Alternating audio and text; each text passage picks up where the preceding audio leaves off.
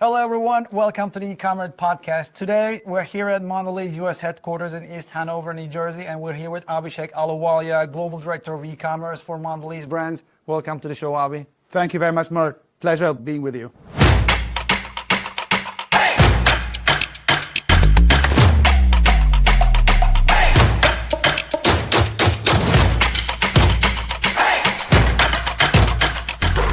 It's always a great time to meet former friends and former colleagues who work together, so I appreciate you taking the time with us, spending your meaningful day before the holidays, before the Thanksgiving. It's really important for us to be with the great brands of Mondelez. Thank you one more time. No worries. My pleasure. Today, we're going to talk about global digital commerce strategy, amazing brand portfolio of Mondelez, and channel dynamics. We're going to touch upon some hot topics like retail media, digital content, and even a little bit about AI.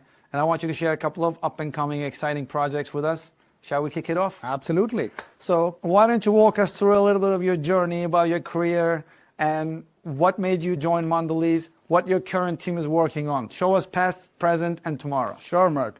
So I started my career in India. Spent a decade plus in CPGs, moved around in different markets in Asia, before joining Mondelez in India as the head of e-commerce for the India business. And me and my team set up the business, made it one of the fastest growing e-commerce markets within Mondelez. 5 years plus back, I moved to the US in my current role, where I essentially oversee our e-commerce or digital commerce strategy and growth. Right. And it's an exciting time to be in a role like this because e-commerce is one of the fastest growing channels in the company and also driving a bulk of growth for the enterprise. It's an amazing time. What is keeping us busy is really making sure that we continue to drive and be the power behind the enterprise growth and really help us accelerate even faster. 2, be the number one player online in snacking. Yeah, that's our vision. What we do is in the service of that vision, right? And everything seems to be working according to the plan. Everything for now is going per plan. We are winning in our key markets. We are executing with excellence. We are partnering with our top customers and really delighting our shoppers and consumers. Including me. Because I'm a big fan of Oreo, Milka, and Toblerone. I'm proud to share this since year 7. I'm consuming all these global brands across multiple markets. So let's keep customers happy. That's number one. So I've worked with you in the past. I know you have an always broad global agenda for multiple business units. And I've always admired the work you've done within your team and then the leadership with G. Can you walk us through about your teams and the division's global strategy? What are the key pillars you guys implementing to empower the business units on the ground, in the markets, how it's taking its shape? Sure. So, I personally like to call us not as a COE, but like center of acceleration. Right? Okay. Not an expertise. And the reason I say that is, yes, expertise is one, but I think we as a team, we're a small and mighty team. We essentially get our hands dirty. We work with the business units and really make sure that we are providing impact to the business. Right.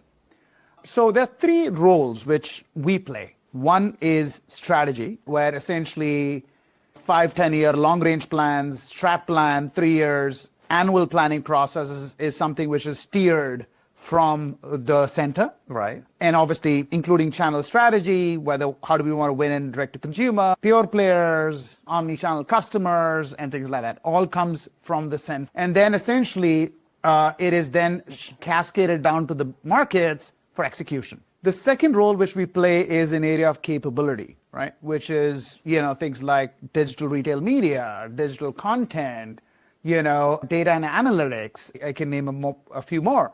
Again, what does that mean? How do we operationalize those capabilities in our enterprise? Tactical points, hands-on use, And then, so that's the second role which we play. And the final role which we play, is really upskilling our enterprise. Yes, we'll come to that too. I'm a firm believer.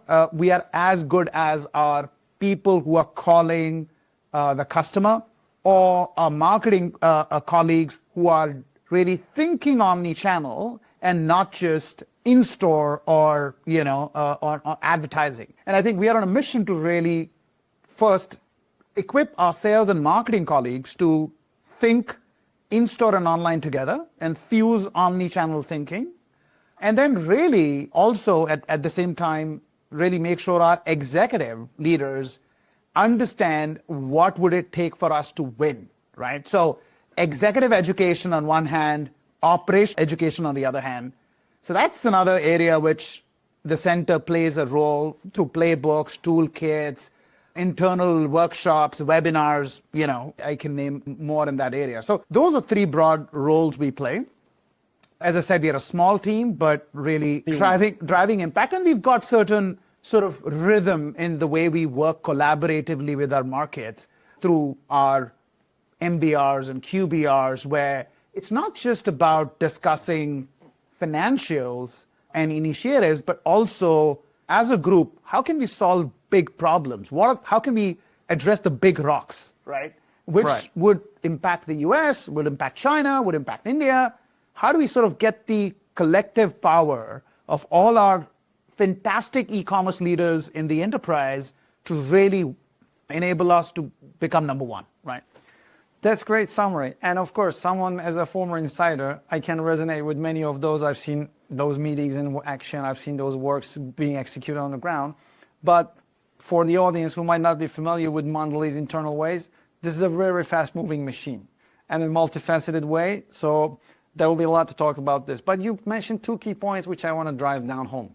You mentioned approaching the channel strategy from a digital commerce point of view, and you mentioned executive leadership, which brings me to ask, sometimes our senior leaderships have prejudice about the dominancy of offline trade and traditional channels.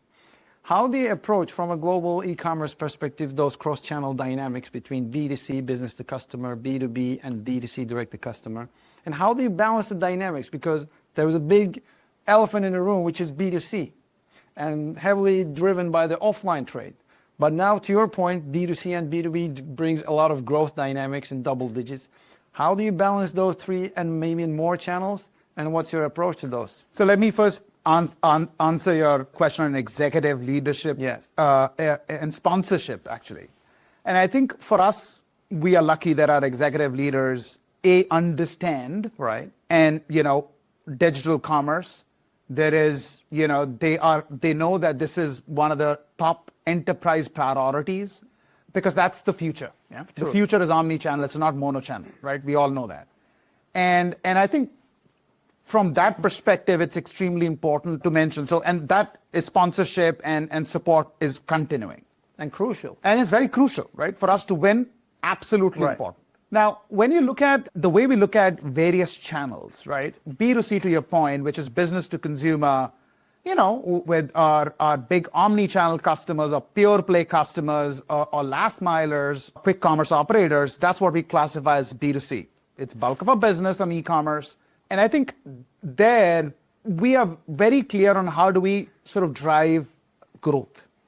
We are guided by our own flywheel framework, right? Which is nothing but it's like our operating model to drive growth, which is covering assortment, availability, content, search, and activation.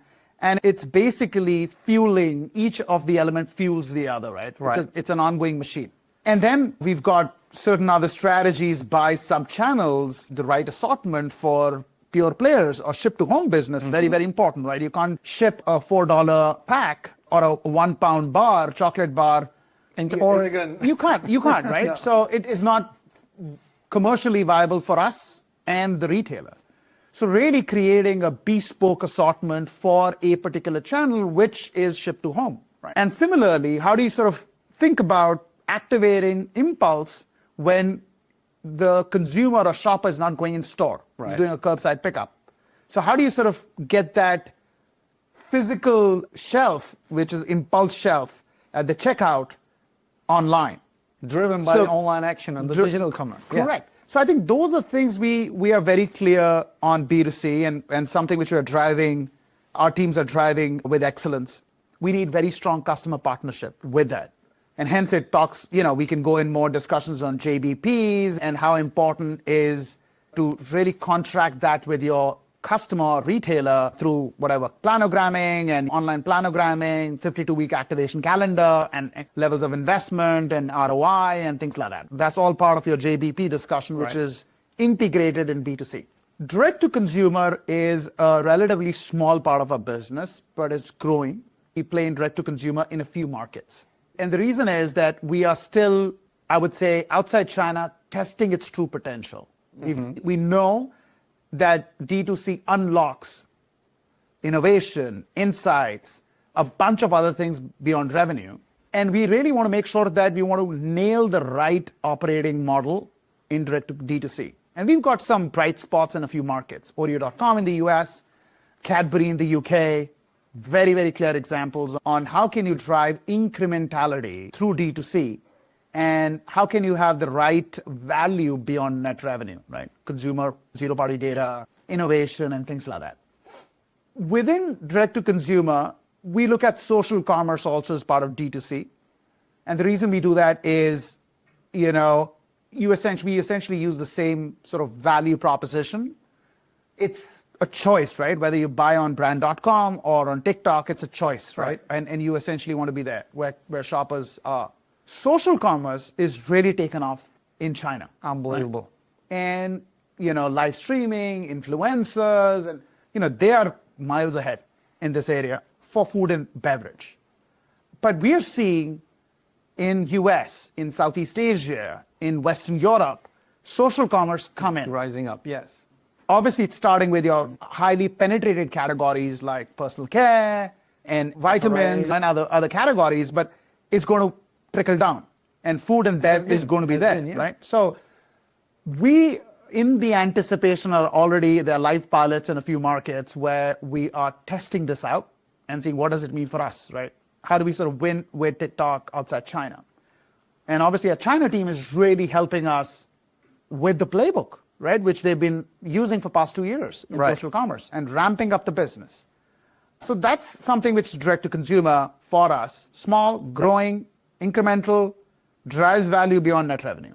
And then B2B is, the way we look at B2B is digitization of sales, not to the consumer, but the customer.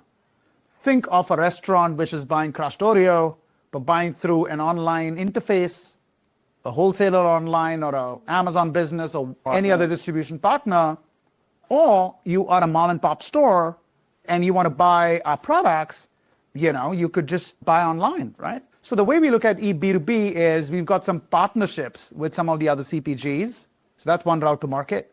We work with our retailers, wholesalers, and distributors because they are digitizing their route to market, and hence we partner with them and really make sure that our brands show up when customers or retailers are searching on what assortment should they buy for their restaurant or the shop. And then finally is our own route to market, what we call as route to market. We are digitizing the way sales calls happen. And how can online storefront enable that sales call? So that's scaling and digitalizing the journey, providing more options for the cross-sell, upsell, first-party data, but of customers, suggested selling. And there are a lot of these things which come in play in eB2B. Again, eB2B has been amazing. We've seen amazing growth. It continues to drive growth. And essentially for us, the metric there is, yes, revenue, but I think beyond revenue, the metric is the true incrementality of that is, have we reached additional outlets or have we driven depth in the same outlet? Exactly, yeah.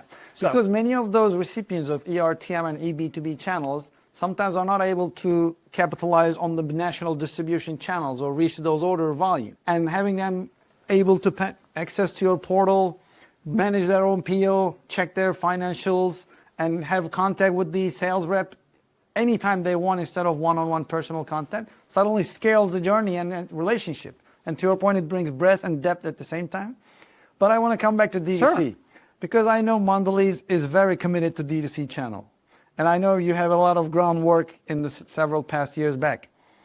As D2C brings incremental growth with a lot of unlocked data partnership capabilities, can you give us a couple of opportunity examples where Mondelez brands are capitalizing? Because you're sitting in front of Oreo, which is a one successful pillar study of the D2C, how it's Sure. executed in a Sure. mature market. Sure. Show us a couple of opportunities or victories maybe. Sure. So, for us, the D2C is all about very clear value proposition, right? And it's not that we've not had our failures. I think you learn from your failures Absolutely. and then really refine the prop, go back to the drawing board and essentially go back to the market again.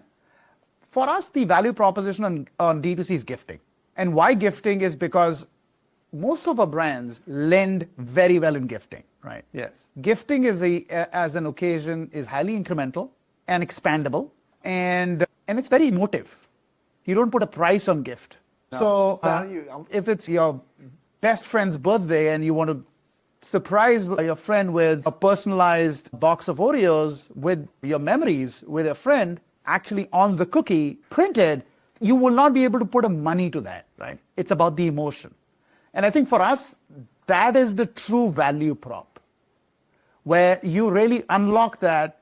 And then the execution could be in various ways. For Oreo, the execution is you can actually play with your cookie, you can choose your chocolate coating, sprinkles, picture, text, whatever, and make it very personal. Personalization is a key lever.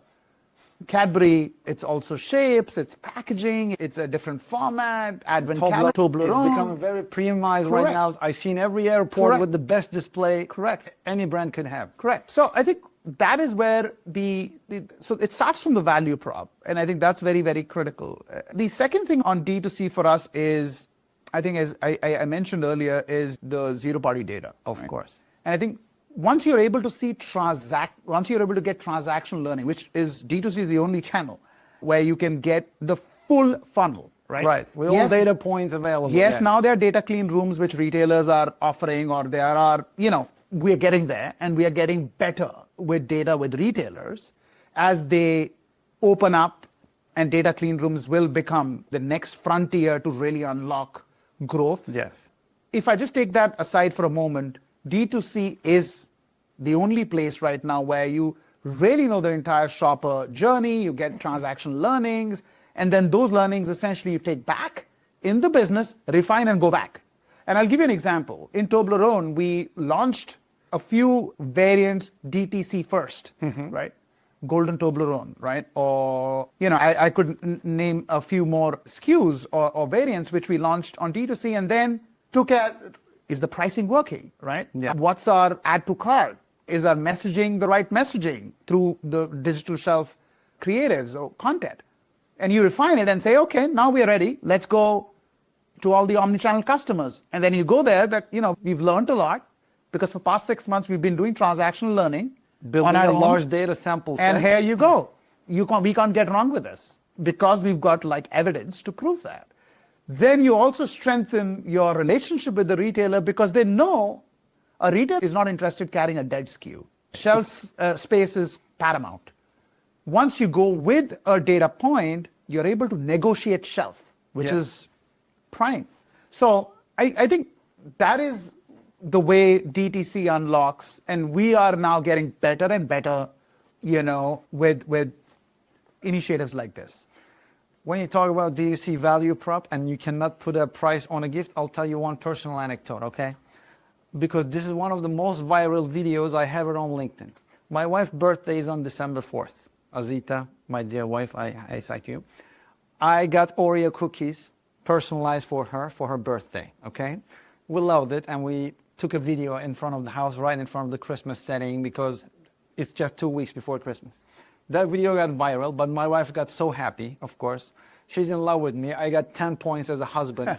And now, at that time, this is the year American Dream Shopping Mall is just getting open. Yeah. And guess where Oreo D2C brand flagship store is? It's an American Dreams and Shopping Mall. My wife, who never goes to any shopping mall, who doesn't do shopping mall window shopping, offered me, let's go to Oreo cookie store in American Dreams and explore the flagship store. So someone who never went to shopping mall before, as a new to the brand customer, new to the retailer customer, asked me to go to the store, and we spent whole day in Oreo store, another video, another social media post. So this is a real example of the priceless experience, priceless value for a foreign consumer, making a brand ambassador, making a brand loyal, perfect execution, and I won the great husband scores with that experience. Thanks for the opportunity. No, thank you for being a customer and a good friend. Drive word of mouth around our initiatives. So thank you very much, Mert. Of course, my pleasure. And I want to drive point home with the first-party data. Yeah. You mentioned that retailers want to see this granular approach and the real data with the D2C wealth. Now, retail and media is another buzzing topic last 2-3 years, and JBP discussions are revolving around retail media budget, retail media investment, numbers keep going up. Can you walk us through how your relationships with the retailer partners, marketplace partners, taking its shape with the wealth of data Mondelez is bringing to the table from D2C experience? And are you getting enough back, first-party data collaboration from the retailers? Can you walk us through about this journey? Yeah. Because it's an important one, have been talked in many boardrooms lately. Sure. No, I think retail media, nobody can dispute it, has been growing and will continue to grow and will be the priority for the retailers and for brand CPG partners. And the reason we say that is because you get purchase data from retail media. What's the sale or share uplift you've driven? Right. And I think that's something which is very critical. And in the world of e-commerce, e-commerce is a pull business. Unlike a traditional brick and mortar, you get 90% distribution, put your media in, and then offtakes will happen. Here in e-commerce, I'm sure you would agree, Mert, you got to first start investing. Yes. And then the flywheel starts to kick in. Paid media drives organic search. It's not the other way around. Why? Because digital shelf is endless, in a way. In a way it's not, in a way it is.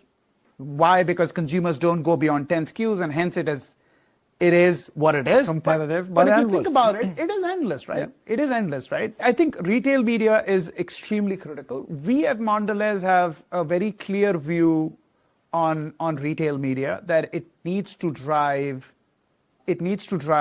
obviously a sales, revenue, share, or any brand goals, right? That's the second one. If I want to drive brand penetration, I need new to brand. And today, through retail media, I can get new to brand data. Third is that retail media, how is it, because when you invest in one retail media network versus the other, how do you compare apples to oranges? You can't, right?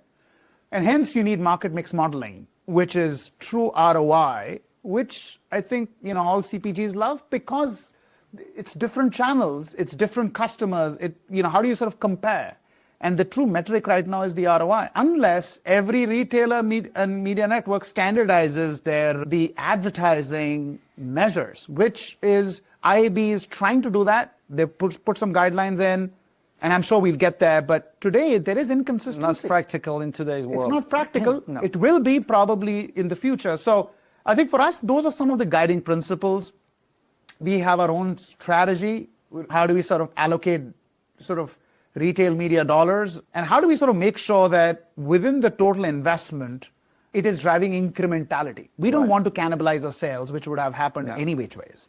So how that $1 is driving that incremental lift is something we want to measure. Okay. So I think that's something which is important. To your point, collaboration.